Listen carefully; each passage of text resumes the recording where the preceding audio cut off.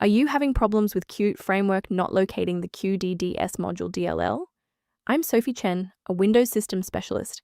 I've diagnosed the pathing error and I'm going to show you how to restore the file.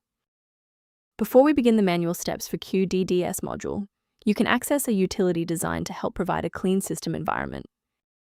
This is the Qt DDS module, a Qt framework plugin that allows applications to load and render DirectDraw Surface, DDS textures.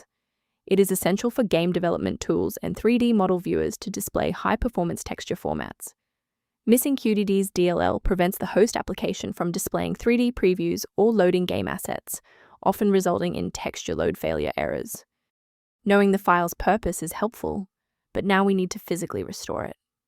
It's important to note that Qdds module DLL is installed as part of Qt framework and isn't found in Windows by default. Reinstalling the latest official version of Qt framework from the official source will restore the correct version of Qdds module to your PC. In cases where the official installer remains ineffective, we must escalate to a manual review of your system's active runtime state. If your system has been running for an extended period, a reboot might be necessary to resync your background processes and clear any temporary locks on the Qdds module file. To avoid losing your place during the restart, bookmark this page now, or hit the like button to save this video to your library for easy access later. Since the restart didn't reset the service, we'll manually trigger the refresh now.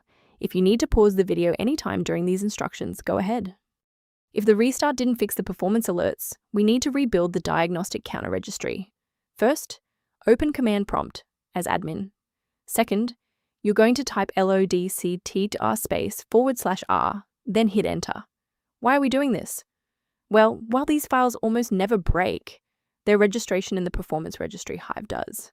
This command wipes those entries and rebuilds them. To protect your system architecture, I have a few recommendations regarding file authenticity. The risk of a blue screen of death increases significantly when you attempt to manually swap out files like Qdds module DLL in your System32 folder.